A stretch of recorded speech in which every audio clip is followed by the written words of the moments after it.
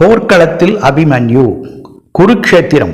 முதல் நாள் போரில் பரசுராமரின் சீடரும் மாபெரும் வீரருமான பீஷ்மரின் தேர்க்கொடி மரத்தை தன் கணைகளால் வீழ்த்தினான் அர்ஜுனனின் மகன் அபிமன்யு.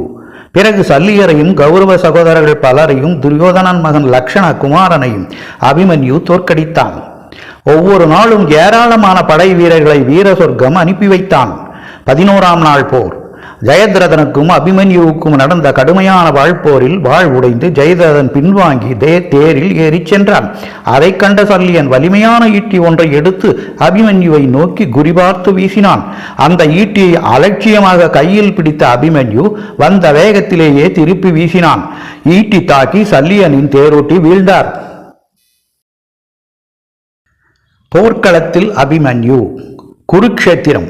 முதல் நாள் போரில் பரசுராமரின் சீடரும் மாபெரும் வீரருமான பீஷ்மரின் தேர்க்கொடி மரத்தை தன் கணை